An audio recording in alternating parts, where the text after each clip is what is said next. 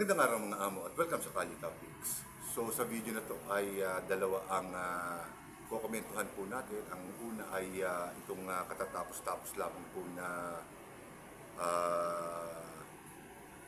pagdinig sa Blue Ribbon Committee at ang ikalawa naman ay itong magaganap na rally sa 21 na kung saan ay inaasahan na dagsa ang tao na dadalo. So, dito tayo sa Blue Ribbon Committee. So, alam naman natin na katatapos-tapos lamang po ng pagdinig.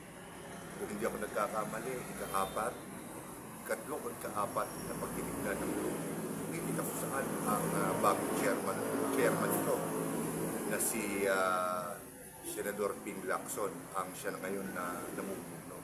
So, kung pagmamasdan po natin, sumentro po yung pagdinig dito sa mga kontraktor at sa mga dating DPWH ng Bulacan First District. Saan siyempre nalaman natin na talagang sadya pa lang daang milyon kung hindi man bilyon ang kanilang ika nga na ibulsa dito sa mga maanumalyang flood control project at yung mga ghost project. At alam naman po natin na may bagyo ngayon, super typhoon po, at ang huling balita ay ang projection tatama sa extreme northern Luzon, pero yung siyempre yung hahatakin nitong habagat ay maapektuhan po tayong lahat. Kaya siyempre kawawa din yung dadalo sa rally sa 21 at ewan natin kung gaano karami, pero sabi nila marami. So dito sa pagdinig na to, sumentro nga yung usapan sa kung papaano ini-execute yung mga projects at kung magkano ang ika nga partihan. Pero wala naman tayong mga partikular na mga bagong ika nga mga politiko na sangkot dito. At siyempre ingat na ingat din yung mga resource person o yung mga taga-DPWH, mga dating taga-DPWH na inaakusahan, maging na rin yung mga kontraktor. Pero siyempre, sa obserbasyon natin, well, parang nakukulangan tayo, diba? Dahil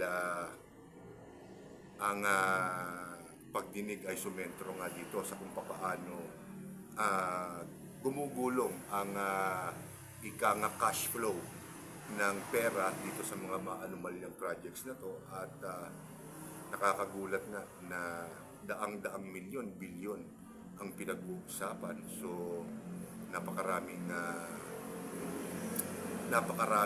proyekto ang talagang kinulimbat ng mga tao na to. Aminado naman sila.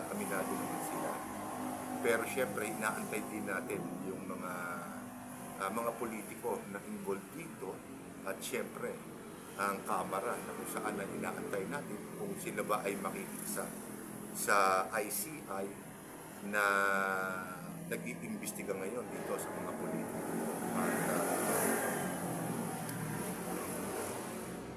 At siguro sa mga susunod na pagdinig, maaaring makapakinig na tayo o i-reveal na nila kung sino yung talagang mga mga politiko na nag-sponsor nitong mga proyekto na to. Kasi syempre pera natin yan. Una, kailangan malaman natin. Ikalawa, mabawi yung pera. At ikatlo, syempre mapanagot natin yung dapat managot.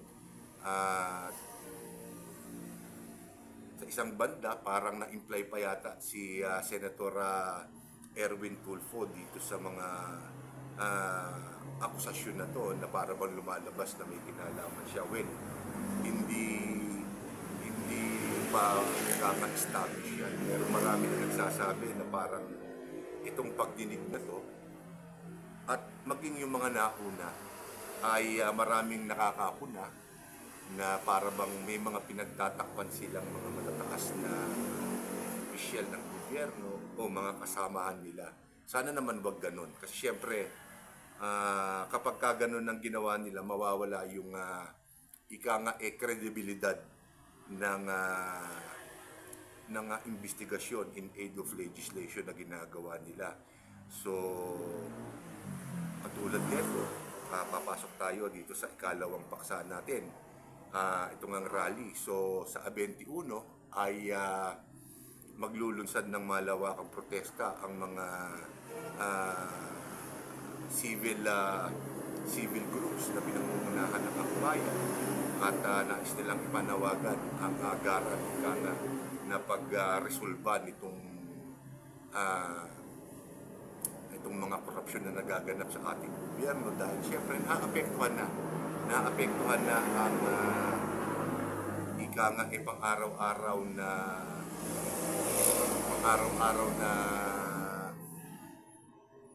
operasyon, ika nga, o function ng gobyerno natin at pati yung mga foreign investors ay ika nga nagdadalawang isip na mamuhunan sa ating bansa. Pati nga yung South Korea yata, kung di ako nagkakamali, ay hinold muna nila yung kanilang mga proyekto dito sa ating bansa dahil nga dito sa korupsyon na nagaganap sa ating bansa. Hindi naman natin sila masisi, syempre. Pero syempre, doon sa mga dadalo sa rally, ang masasabi ko lang ay ipahayag ninyo yung saloobin ninyo sa mapayapang paraan at huwag kayong magpapabuyo dito sa mga organizers. Kasi syempre, may sarili silang nakikita ko dito sa mga tao na to, may sarili silang ika nga intensyon sa rally na to, maaaring politikal, nakalalamang sa politikal. Dahil mukhang hindi sila nagkakaisa, mukhang hindi iisa yung kanilang ika nga kalsadang nilalakaran.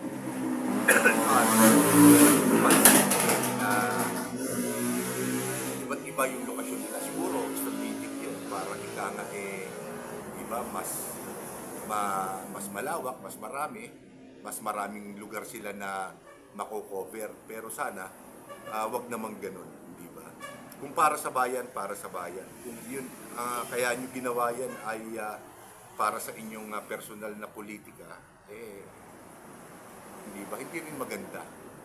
Wala na rin kayong ipinagkaiba dun sa mga taong nangungurakot sa gobyerno na personal na interest lang ang gusto, yung pangurakot. Huwag naman sanang ganun. At ikalawa, syempre kung magwi-welga rin lang din kayo, lahatin nyo lang. Iba sa Senado, pumunta kayo sa Kongreso dahil syempre maraming nalilig na politiko May mga politikong senador na naliling. May mga congressman na naliling. O hindi ba? Pati DPWH, wag lang kayong sumentro doon sa mga kontratista at mga taga-DPWH na involved na talaga at halos umami na dito sa ginawa nilang korupsyon. Hindi nyo na sila kailangan pakatutukan. Ang kailangan nyo na sigurong pakatutukan talagang yung mga malalaking isda, yung mga politiko, ika nga, na higit na nakinabang dito sa korupsyon, dito sa malawakang korupsyon na to. At sa tingin ko, hindi lang yung mga flood projects, flood control projects ang ginawa nila ng ganyang ginagawang tulay, kalsada, building, kung ano-ano pang mga proyekto ng gobyerno. Siguradong nagkameron din sila dyan. Meron din korupsyon involved dyan. Kaya kinakailangan, kung magwi-welga doon lang naman kayo, doon sa tanggapan ng Senado, sa tanggapan ng Kongreso, buligligin nyo rin sila. At pansinin nyo rin siyempre yung mga organizer na dadaluhan ninyo. Kasi tatlo yata yung location na yan. So, lumalabas sa balita na parang magkakaiba sila ng gusto. Merong pro at anti-Duterte, may pro at anti-Marcoses. Hindi natin alam kung ano yung kanilang mga ibubulala sa 21 sa linggo. Kaya pakakaingat din kayo at huwag kayong magpapabuyo na magre-resulta sa ika nga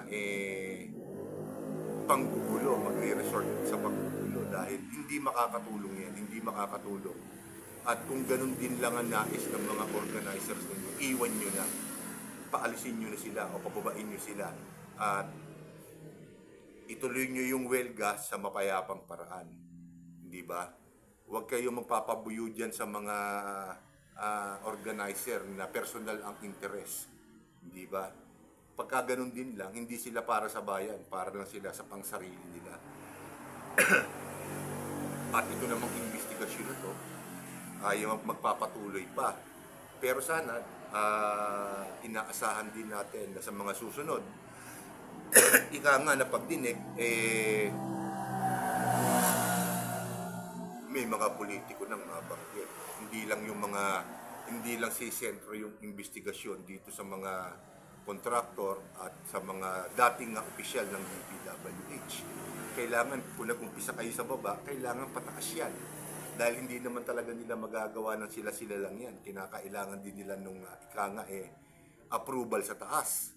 So, baka mamaya matapos yung investigasyon na yan, ni isang pangalan ng mga matataas na politiko ay wala kayong mapangalanan, magagalit ang tao sa inyo. Alam natin na may ICI na pwedeng gumawa niyan, pero naturalmente, sabi nga ng mga politiko, ng mga senador, for transparency, kinakailangan, hindi pa banggitin din ninyo kung sino yung mga politikong involved na yan. Para na sa ganon, maniwala ang tao sa inyo na talagang nandiyan kayo para paglingkuran ng masa at